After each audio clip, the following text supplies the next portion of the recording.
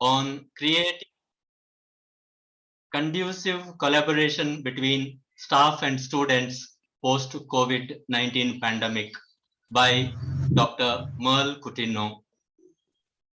Before we start the webinar, let us invoke the gracious blessings from God Almighty on all who are present and also who are not present with us due to various reasons.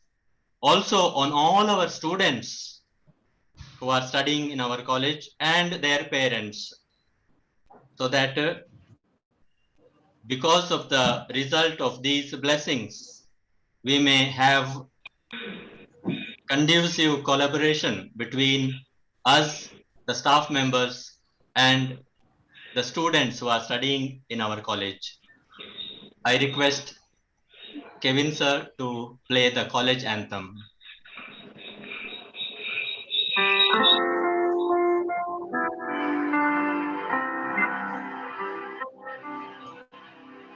Make me a channel of your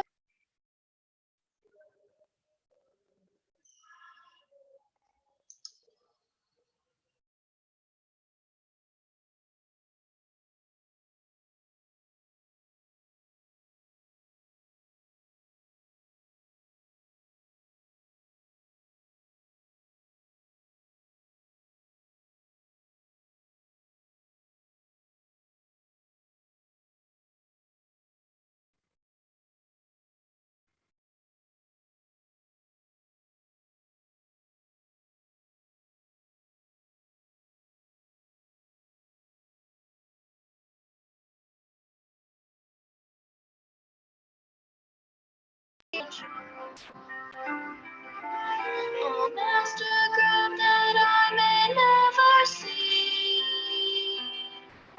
So much to be consoled as to console, to be understood as to understand, to be loved as to love with all my soul. Make me a channel of your peace.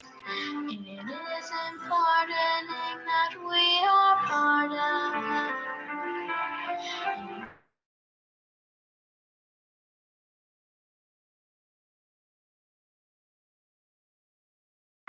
To eternal life.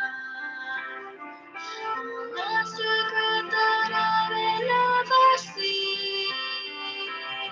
So much to be consoled as to console, to be understood as to understand, to be loved as to love with all my soul. Make me a channel of your peace. For there is hatred, let me bring your love. Where there is injury, your pardon, Lord. And where there's time, true faith in you.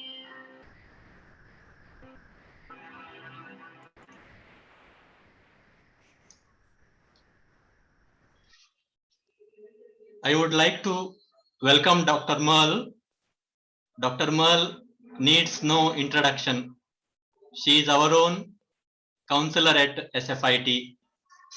She has been contributing towards well-being of our students at personal, emotional, social, and academic level. And today, she is here to guide us towards creating conducive collaboration between us and our students. Welcome again, Dr. Merle, and the forum is yours now. Thank you, Paul, for the lovely introduction. And good morning to all of you present here today. I welcome you all for this webinar, Create a Conducive Collaboration, I know we all are doing a great job even right now, but some kind of input, I think, will surely help all of us in whatever we are doing to do it and give it our best. Okay, so I will share the screen. Kindly let me know if it's visible.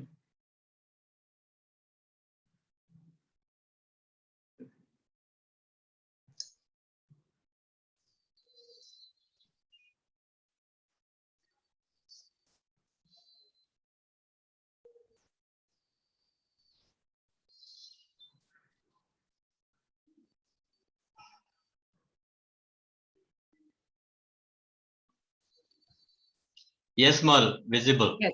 Okay. Okay. So create a conducive collaboration between staff and students post COVID. So I think post COVID pandemic needs no introduction. We all have gone through it. We all have experienced the ill effects of it in our lives. And of course, it has been a roller coaster ride for all of us. Some of us have gone to disastrous events. Some of us, it has been a positive outcome in some respect or the other. But throughout this roller coaster ride, you all will agree when I say that it has been an eye opener in many areas. In the sense, we have now realized that life is quite unpredictable, quite uncertain. There is nothing that is permanent there with us throughout. Today it's there, tomorrow it may not be there. So we need to give our best today so that we can contribute something towards this society. Along with all these effects that we have gone through in this COVID time, the most disastrous, I could say, is the mental health issues that have actually taken a toll on all our lives in some way or the other, but more so in the lives of our young adolescents and young adults. And this is what the research shows, which has been done between April 21 to May 21. So you can see the statistics in front of you. So most of them going through a lot of anxiety and depressive attacks. Most of them feel that their productivity is gone down. They feel they are not, in par with what is happening in college. And so there is a lot of uncertainty, lot of emotional turmoil, I can say, that is going on in their minds. And this time, in fact, they should be building up their confidence to move ahead in life, in society, into the corporate world as they pass out from college. But with all this turmoil, it is a little difficult for them to take those steps. So, as educators, as mentors, as people who are interacting with them on a regular basis, can we make a difference to them? Is what we will see in this session. And how can we take those steps, the necessary steps that's required? So this brings me to the topic of a book.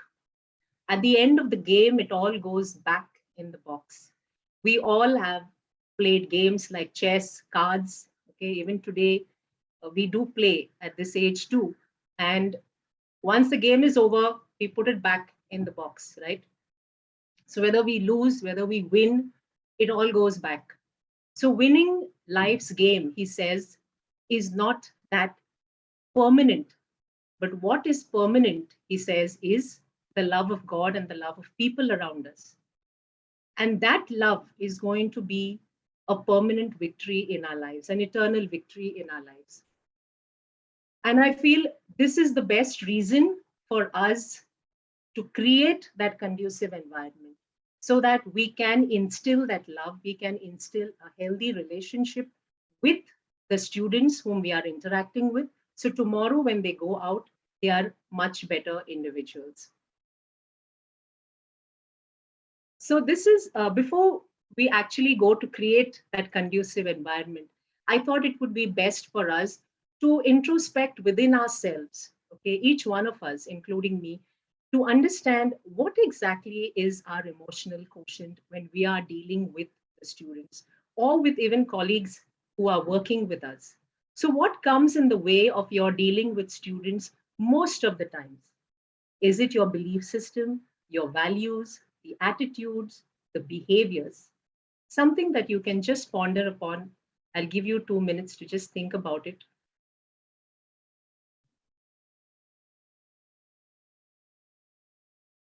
Something that comes in the way of your interaction and which you are not very, it causes a little of, disharmony between people.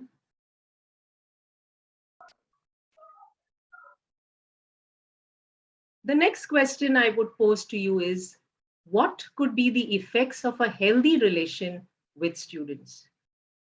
Do you feel that it is going to benefit only the students? Do you feel it is going to give you an internal happiness within yourselves? And thirdly, is it going to benefit the institution where we are all working, and we are all working to promote the growth of this institution? Something that you can think of.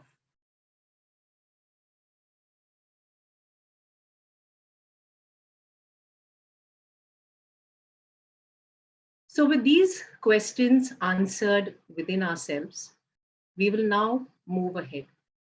So when this topic was given to me, I thought it would be best to do a small survey with the students of SFIT, and we could manage getting responses of 84 students. And this is this is a chart of the responses. I felt I could just share with you 50 responses, where we asked them ways that we could make the environment or the collaboration within the institution more conducive. So they came up with a lot of options, like create learning activities, fun, motivating activities, create a safe environment, conduct a value counseling analysis event, having a session where they know the teachers, even the non-teaching staff. Okay, so there is a relationship that is formed. I think you can all go through this. I'll just pick up on a few. Considering the requirements of both sides, being positive, enthusiastic, not only grade related, but having a relation. So they feel there is a communication gap. Okay, so if I could just concise it and pick up on the 4 main areas. So mainly the most important is having cordial relations, okay, and that is the base of all the other 3. So if you have a cordial relation with the students, automatically the communication patterns with them become more, more better, more conducive. They will come up to you and talk to you about anything and everything. Sometimes it is difficult to, talk to their parents, because parents for them, like, they are a different entity by itself. So they find it very difficult to even open up sometimes. So they may be very comfortable with you, provided you have created that cordial relation with them. We have heard of so many incidences, that adolescents have taken drastic measures, or there are incidences where, they have harmed themselves. So before things go out of hand, if we as educators, as we as part of the institution, can take one step and form those relations so that they come up to us and they talk to us openly, okay, then we would avoid so many things. When you have a cordial relation, you will make an attempt to create a safe environment so that they come and talk to you. You would be able to give them a positive criticism, and they would be able to take it up positively and work on it with your help. Okay, so these are some of the ways and some of the suggestions which have come up. So the next question is, why is it really necessary? Is it really necessary to have a healthy relation? Why not just come to, come where we are working, do our job, do our duty, and go back home? Okay. What are the benefits of having these healthy relations with students? First of all, in terms of the students, at this age, where it is the late adolescent and young adulthood, the brain is going through a lot of changes. Okay, so they are actually removing whatever is not being used, so whatever behavior patterns, whatever thoughts have not been used for so many years have been removed, and the new ones, there is room which is made for the new learning that takes place. And this time, the new learning which takes place now becomes part of their lives, which they go on with for a very long time. So you, in fact, are making a big difference to their lives. So they grow with a positive attitude towards self and people. And there is a relation of trust and confidence which slowly develops between you and the student. And of course, the student takes that when he leaves the institution and spreads it around with other people. Does it help you? Yes, in fact, it really helps you because you are now living with a lot of peace, okay, with a lot of joy, with a lot of happiness. Your working relations improve. You are able to focus better on your job. There is growth and development. So basically, there are three things which happen when you deal with students, with colleagues, with people you interact with a positive attitude. What happens is you are free of negative emotions. So your mind is not clogged with all the negativity. You go home rejuvenated. You don't carry that when you go back home. When your mind is not clogged, you are now moving from a fixed mindset to a growth promoted mindset. So you're looking out for opportunities even in your own career. And also when you are dealing with students, you're giving them options to do better and better in life. So you're able to see all that only if you are not clogged with negative emotions. Secondly, some of you must have heard the term mirroring of neurons. Okay, so there are certain neurons in the brain, human brain, okay, especially in the prefrontal cortex. So when the other person talks to you positively, you mirror those neurons and you automatically talk to him in a positive manner. Okay, so that's mirroring of neurons. So if you want somebody to talk to you nicely or to interact with you nicely, automatically you have to first do that. And those neurons are mirrored and you will get a similar response. And lastly, with a positive attitude, there is always a regeneration of neurons continuously happening in your brain. So there are less chances of incidences of neurodegenerative disorders that could crop up. Okay, so with all these benefits, you are actually doing very good to yourself and to the student also. And then, of course, you transfer the positive vibes to other people whom you meet outside the workplace. So this is a short video. I do not know if you have already seen it. It was circulating on WhatsApp, but I thought it would be nice to just share it with you since it was apt for the topic. Okay? Let me know if it's audible.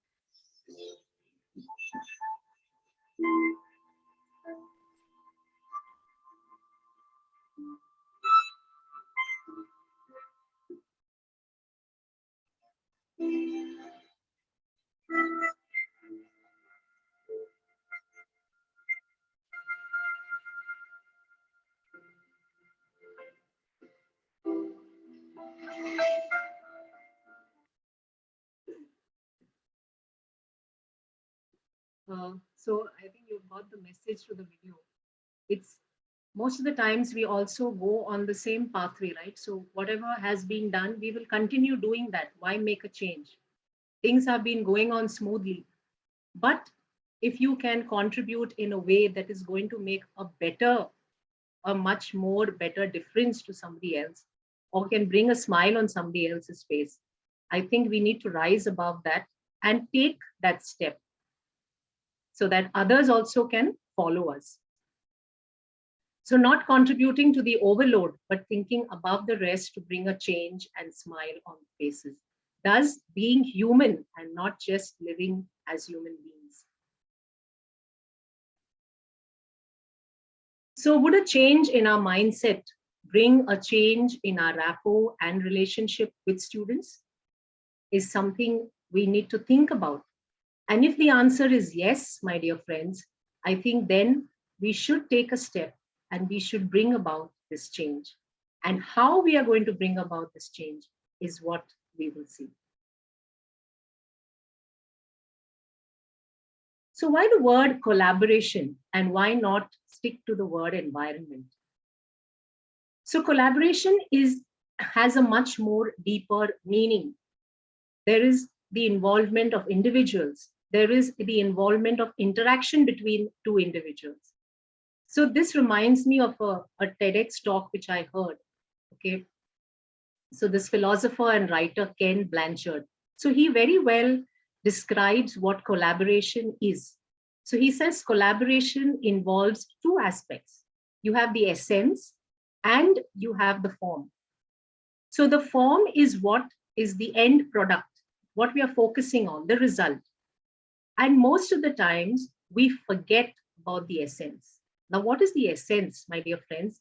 Essence is having a heart-to-heart relationship, a heart-to-heart conversation, understanding what is the viewpoint of the other person, okay, who is working with you, so that you can together get something which is more concrete, something that is more substantial, and something that is going to contribute to the whole institution.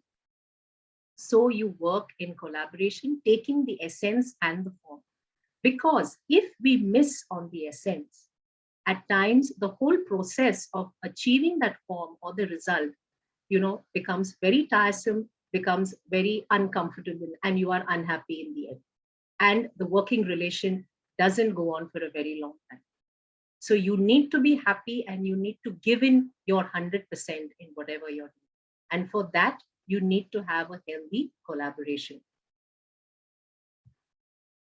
So you now spread the benefits of the healthy relation that you have already, taken a step towards, where you're having a one-to-one relation with the student and interacting with the student at that level. Now you're taking it forward towards the institution. So now you're working as different units to come to a common goal of the institution. So can I be of service to those I interact with? And can I now take it to the next level of the institution? So yes, you can do that when you have three things that you need to focus on. One is having a common goal. Second is tapping or getting to know more about your emotional quotient, okay, and sharpening it more. And lastly, working in collaboration. So having a common goal is, when you have meetings or you have monthly or, fortnightly meetings where you can come together and units, all different units, departments and head of departments, or you have representatives and you come to a common understanding, a common goal, you discuss your viewpoints. So this is coming to a common goal. When I talk about emotional quotient, because this is a topic by itself, and you all know that nowadays emotional quotient is given much more weightage as compared to the intellectual quotient. So what is it that's so important in having this emotional quotient? Your working relation with people improves tremendously because now you are more sensitive to the needs of the other person you're working with, and you will see that it is done or it is fulfilled so that the client also is happy. So what are the three things? Okay, if I can sum it up. E So these are, the heart shape. So the 2 ears, the shape of the ears, just a representation. So you listen, you hear people. So E stands for empathy and practicing that. A stands for awareness. So being aware of your emotional quotient. What are the emotions that come in your way when you're dealing with people? Something that you can work on, something that is your strength, and thereby you form good relations with people. So be aware of it, and also being aware of social awareness of the other person's needs. And R stands for realigning your service to the other person's needs. So it's not only about acknowledging it and getting to know about it, but also putting it into practice and executing it for the benefit of all. So that is emotional quotient. So working on your emotional quotient, and of course, then collaborating and working in unison. This is a small self-reflecting exercise, okay? Something like your shield. So you can work on it, something for you to realize. So it is a self-analysis, a retrospection where you can retrospect and see what is it that comes in the way of your relations, and how is it that you can make a difference when it comes to students or colleagues. So one habit you want to change in your life, one quality you want to strengthen in your life, one belief that you want to change, and one symbol to help you remember about this collaboration that we need to focus on for the better goals of the institution. And of course, to also fulfill our goal, that is, we are here to serve and be there for the students when they need us. So this is a small thing that I made for myself. So because I'm also in the same state, so something to work on and something which I can look time and again to remind me that I need to make a change so that I have healthy relations with people around with whom I am working. So this is my shield. This process is not very easy. Okay, it sounds nice when we are talking about it, we are discussing about it, and we know that we have to put it into practice. Maybe today we will think about it a lot, tomorrow we may forget. But don't let that happen. And even if there are hurdles, there are obstacles in your path, see that you take external support and deal with those obstacles, because that is going to make a change in yourself as well as in the people you are with. If I can take an analogy of a car, so when you're going on a road trip, so if the car just breaks down, automatically your thoughts go, probably it's the tire, probably the petrol. Okay, this is within your forte because you are not well versed.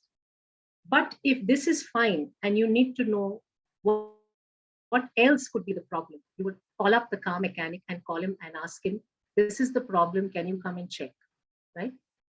So at times we need people who are good in a particular area to give us some kind of input, some kind of another perspective to the same problem. So it's not wrong taking help, but please do it because it is going to make a big difference. It has made a big difference to me, so I am sharing it with you all. So don't hesitate to take any kind of external support. It may be a counselor, okay, a friend, a doctor friend who you're very comfortable with, a mentor whom you're already consulting. So please approach. A counselor himself is also a friend, a guide, a listener, an advisor. But please take the necessary help if required.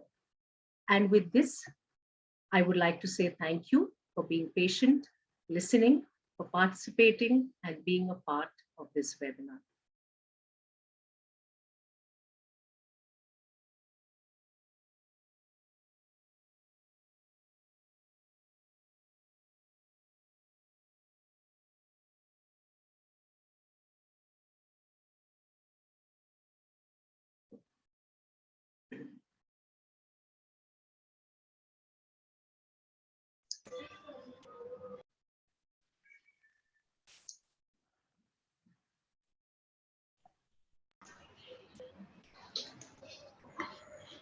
Yes, Dr. Merle is just a phone call away. She is available on phone call. If any one of us would like to meet her or talk to her, she is available on phone call, or you can write to her in the mail. Now I would request Dr. Kevin to propose the vote of thanks. Good morning, dear friends. On behalf of IQAC management and staff of St. Francis Institute of Technology, I would like to express my heartfelt gratitude towards Dr. Merle Coutinho, who has given an excellent webinar.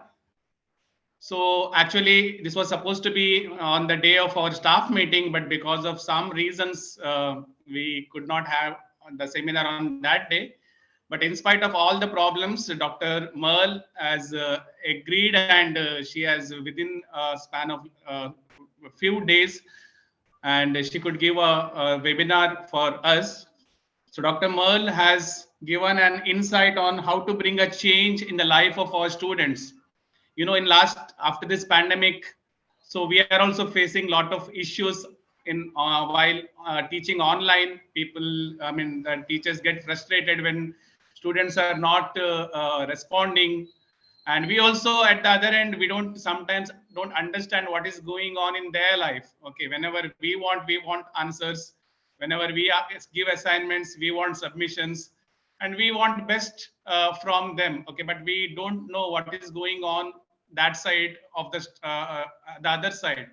So Dr. Merle has explained us what has to be done and how to collaborate with the student rather than giving our ideas to them.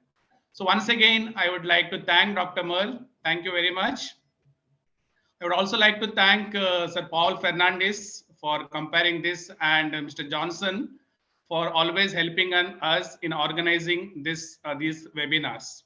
So before we end, I would like to request all of you to turn on your camera, and we can have a group photograph so that we can keep it as a memory in the future. So request everyone to please turn on your camera.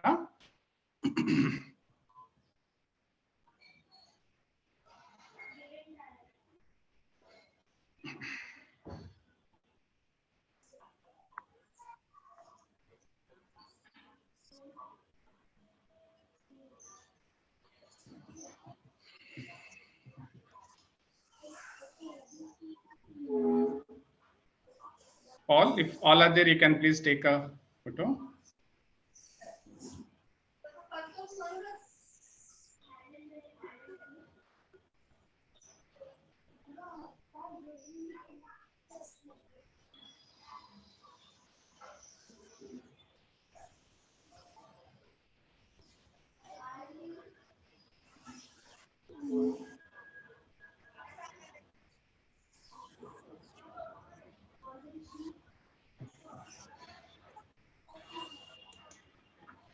Yeah, done, Paul?